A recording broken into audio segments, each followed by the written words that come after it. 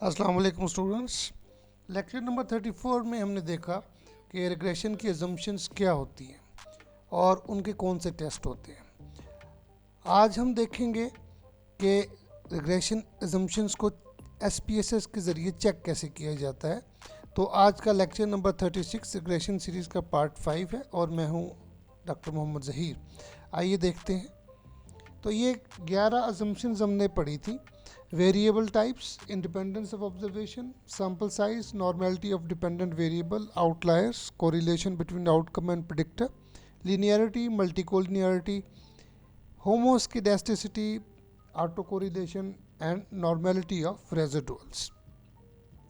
आज की एग्जांपल में जो हम डेटा फाइल यूज़ करेंगे उसका नाम है survey.sav। ये फाइल आपको अवेलेबल है इस गिवन लिंक के ऊपर। ये लिंक मैंने डिस्क्रिप्शन में भी दे दिया है और ये जूली पैलेंट की फ़ाइल है और जिसके लिए हम उनके शुक्रगुजार हैं।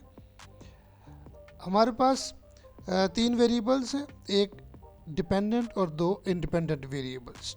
डिपेंडेंट वेरिएबल है हमारा टोटल परसीव्ड स्ट्रेस, जबकि इंडिपेंडेंट वेरिएबल्स हैं हमारे total perceived control of internal states और टोटल मास्टरी। और जो अजम्पशंस है हमारी, अब आपको याद दिलाता चलूँ, पहली थी वेरिएबल टाइप्स। इसका मतलब ये था कि डिपेंडेंट वेरिएबल तो लाजमी इंटरवल या रेशो पे होगा और इंडिपेंडेंट वेरिएबल इंटरवल और रेशो के अलावा कैटेगोरिकल भी हो सकते थे। तो इसके लिए किसी टेस्ट की ज़रूरत नहीं है। आपने डेटा कलेक्ट किया है, आपने स्केल बनाया है, आपको पता होगा कि आपका जो वेरिएबल्स हैं वो कौन से हैं। और दूसरा है इंडिपेंडेंस ऑफ ऑब्जर्वेशन। इसका मतलब ये होता है कि आपने जिन लोगों से डेटा कलेक्ट किया है, मतलब एक रिस्पोंडेंट का दूसरे रिस्पोंडेंट के ऊपर कोई इन्फ्लुएंस नहीं होना चाहिए। तो जो डेटा कलेक्शन है वो इंडिपेंडेंट होगी दूसरे रिस्पोंडेंट से। और तीसरी चीज़ है सैम्पल साइज़। सैम्पल साइज़ के हमारे पास 2 गाइडलाइंस हैं। एक स्टीवंस 1996 की है जिनके मुताबिक एक इंडिपेंडेंट वेरिएबल के लिए कम से कम 15 पार्टिसिपेंट से 15 रिस्पोंडेंट्स होने चाहिए। तो हमारे पास 2 इंडिपेंडेंट वेरिएबल हैं तो 15 मल्टीप्लाइड बाई 230 होना चाहिए। या टिबैचनिक और फिडल के मुताबिक n greater than 50 + 8m formula है। तो m का मतलब है नंबर ऑफ़ इंडिपेंडेंट वेरिएबल्स। तो अगर हम फार्मूले में रखें तो हमारे 50 + 16 यानी 66 बन जाते हैं रिस्पोंडेंट या सैम्पल साइज़। तो हमारे फाइल में तो बहुत बड़ा डेटा है 439 का। सो ये दोनों ही चीज़ें उसमें क्वालिफाई हो जाती हैं। चौथी चीज़ है normality of dependent variable. Dependent variable भी नॉर्मली डिस्ट्रीब्यूटेड होना चाहिए।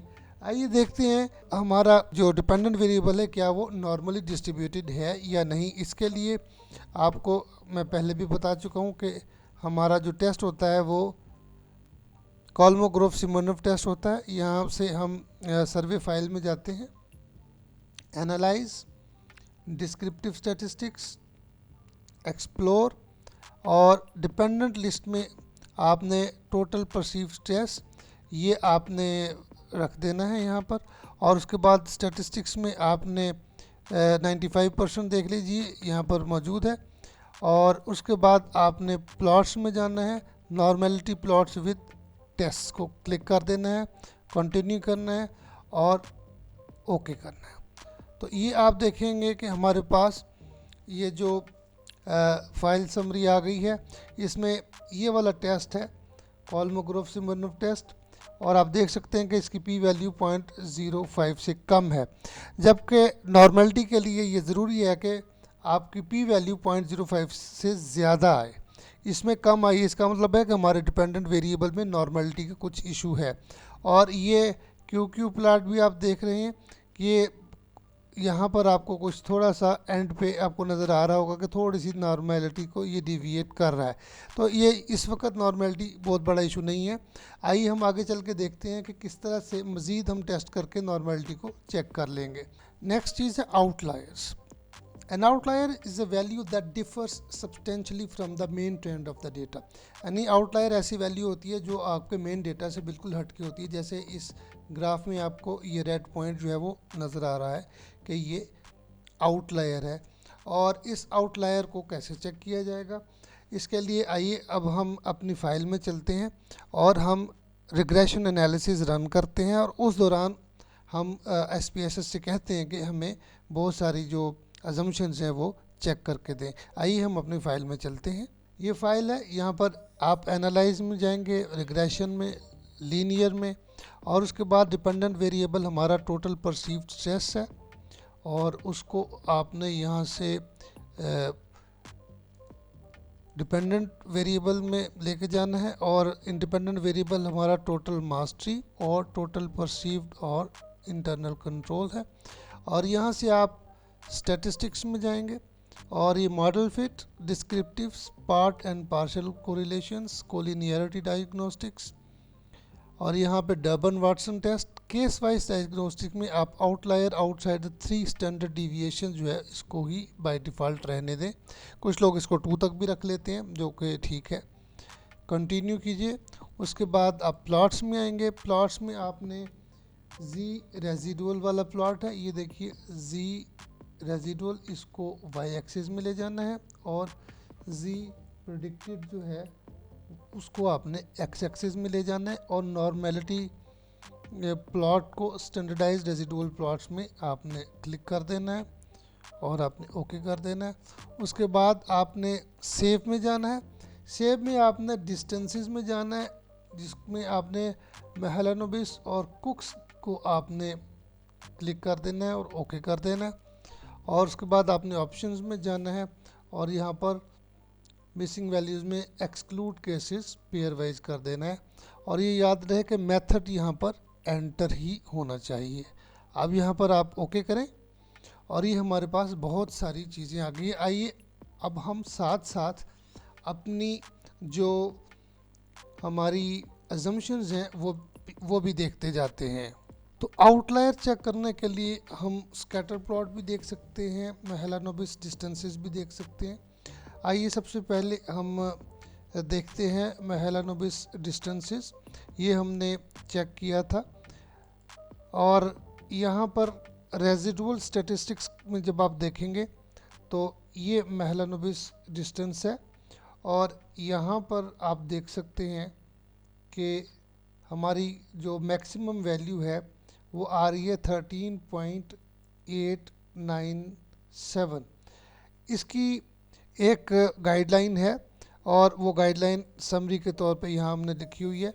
अगर 2 इंडिपेंडेंट वेरिएबल हों तो आपकी क्रिटिकल वैल्यू 13.82 होती है, 3 हो तो 16.27 है, और 4 हो तो 18.47 है। मज़ीद डिटेल्स के लिए आप टबैचनिक एंड फिडल 2007 को देख सकते हैं।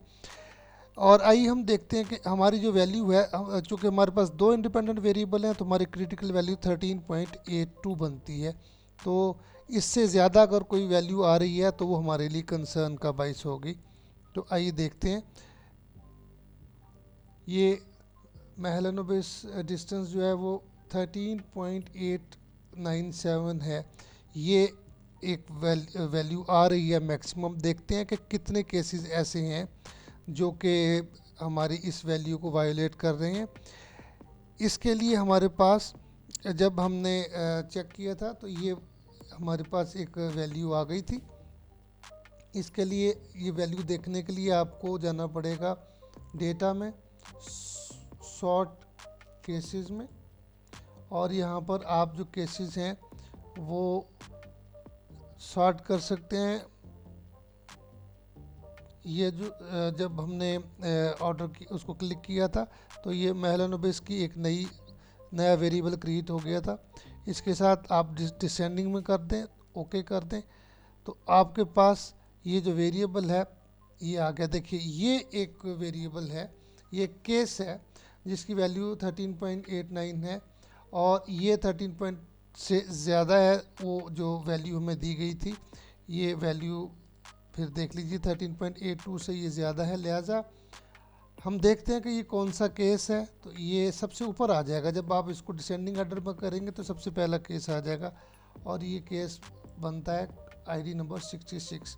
इसका हल ये होता है कि ऐसे किसी केस को अगर ज़्यादा नहीं हो तो आप इसको रिमूव कर सकते हैं डेटा से।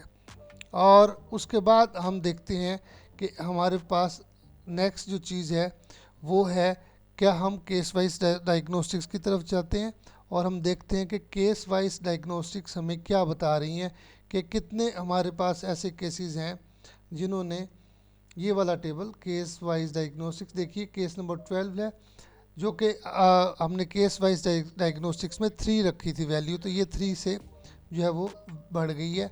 और हम देखते हैं कि हमारी जो प्रिडिक्टेड वैल्यू है वो 28.85 है, जबकि हमारी एक्चुअल वैल्यू 14 है। इसका मतलब है कि ये हमारा जो वैल्यू है वो ज़्यादा वायोलेट कर रही है। अब हम ये देखना चाहते हैं कि हमारा इस वैसे तो ये कोई बहुत बड़ा इशू नहीं, क्योंकि 1% के करीब हो सकती हैं वैल्यूज़ जो कि वायोलेट करें, मगर क्या इसका हमारे पास इस पर्टिकुलर केस का हमारे मॉडल पे कितना असर पड़ता है, इसके लिए हम कुक्स वैल्यू देखेंगे और कुक्स डिस्टेंस देखेंगे। ये है 0.094 मैक्सिमम, तो इसका मतलब है अच्छा, और ये कुक्स वैल्यू जो है वो 1 से ज़्यादा नहीं होनी चाहिए। जब 1 या 1 से ज़्यादा होगी तो फिर ये हमारे लिए कंसर्न का बाइस होगा। लिहाजा हमारा ये जो वायोलेशन आई है केस वाइज डायग्नोस्टिक में, कोई एक वैल्यू हमारी है केस नंबर 12 की वो ज़्यादा आ गई है, तो ये अगर हम रहने भी दें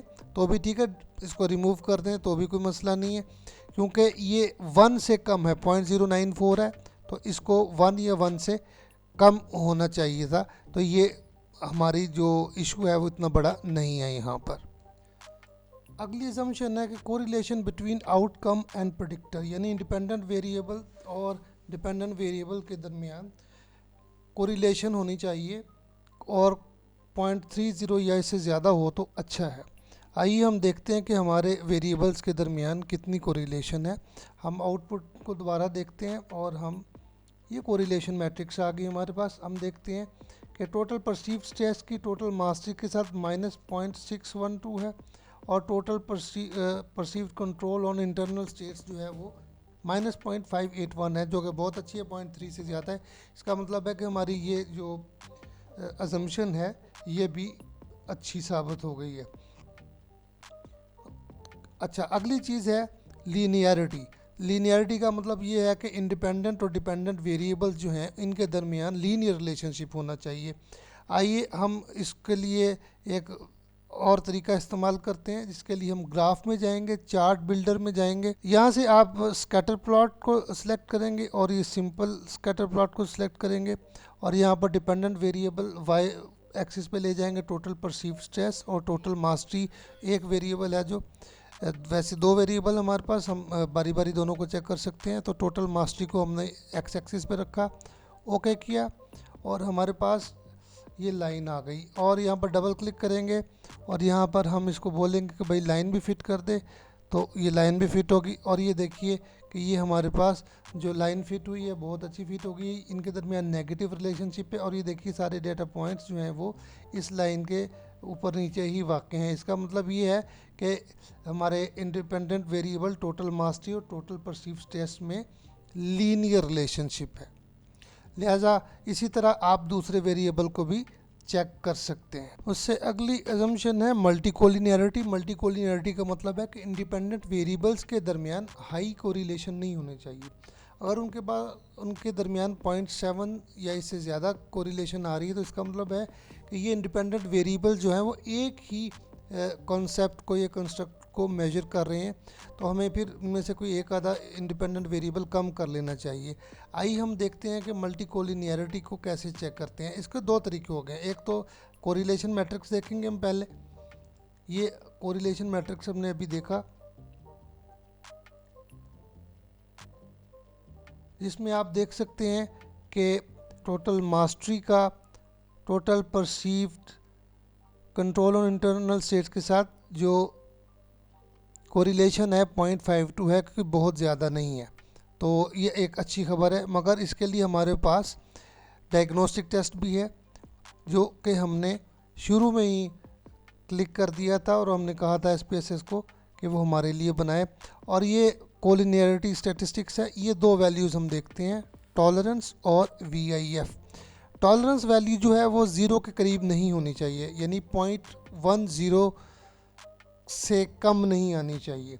तो ये दोनों टोटल मास्टी और टोटल परसीव्ड कंट्रोल और ऑफ इंटरनल स्टेट्स की 0.729 है, which is a good news.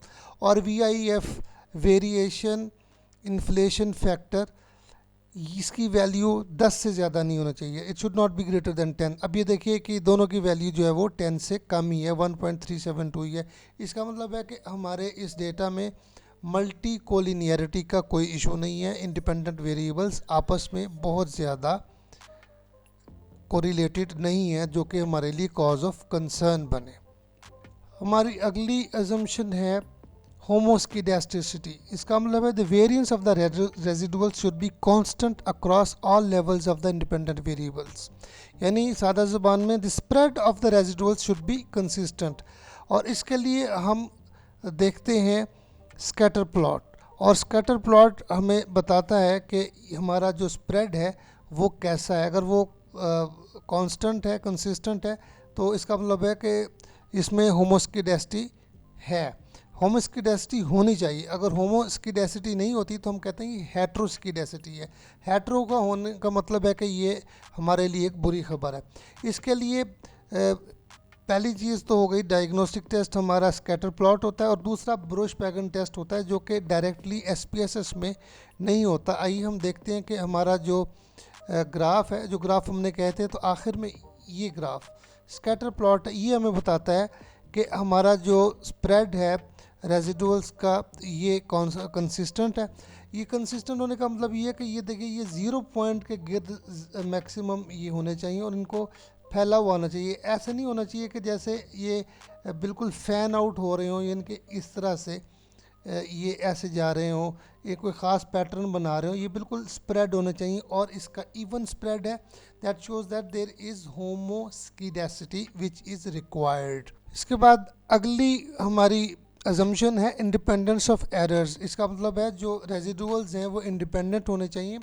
इसका मतलब ये है कि इसको हम ऑटो कोरिलेशन कहते हैं। आमतौर पे ऑटो कोरिलेशन हम चेक करते हैं टाइम सीरीज़ डेटा में, हम क्रॉस सेक्शनल डेटा में इसको ज़्यादा तवज्जो नहीं देते, मगर फिर भी हमारे पास इसका टेस्ट होता है जिसका नाम है डर्बन वाटसन टेस्ट। आइए देखते हैं वो डर्बन वाटसन टेस्ट हमने यहाँ पर रिक्वेस्ट किया था। ये आ गया जी मॉडल समरी के साथ डर्बन वाटसन टेस्ट, और ये हम इसके लिए जो इसकी वैल्यू होनी चाहिए 2 के करीब, यानी कि 2 के पास होनी चाहिए, और हमारी वैल्यू 2.06 थी, यानी कि ऑलमोस्ट 2 ही है।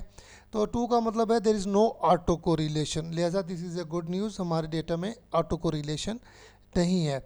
और हमारी आखिरी एजम्पशन है नॉर्मेलिटी ऑफ रेजिडुअल्स। ये देखिए हमारे जो हमने रिक्वेस्ट किया था, हमारा आखिर में जो प्लॉट बने ये है नॉर्मल PV प्लॉट, और आप देख सकते हैं कि ये जो है वो डायगोनल होता है और ये लेफ़्ट टू राइट होता है, और इसको स्ट्रेट लाइन में होना चाहिए। तो हमारी जो नॉर्मेलिटी ऑफ रेजिडुअल्स है वो भी पूरी हो गई है। अब रेजिडुअल्स अगर नॉर्मल आ गए हैं और डिपेंडेंट वेरिएबल हमारा नॉर्मल नहीं भी आया था तो खैर है, ये काम चल जाता है। रेजिडुअल्स को नॉर्मल होना चाहिए, और ये याद रखिए कि मल्टीपल रिग्रेशन में सबसे ज़्यादा जो इम्पॉर्टेंट चीज़ है वो रेजिडुअल्स हैं और रेजिडुअल्स का एनालिसिस है। अगर रेजिडुअल्स अजम्पशंस को मीट कर रहे हैं तो फिर हम छोटी मोटी वायोलेशंस को जो है वो इग्नोर भी कर देते हैं। और इसके लिए आप हमारा लेक्चर नंबर 35 देखिए, रेजिडुअल एनालिसिस। तो स्टूडेंट्स, उम्मीद है कि आपने आज ये सारी अजम्पशंस देख ली होंगी, और इन अजम्पशंस को आप ख़ुद भी करके देखें। और अगली वीडियो तक के लिए इजाज़त दीजिए। अल्लाह हाफिज़।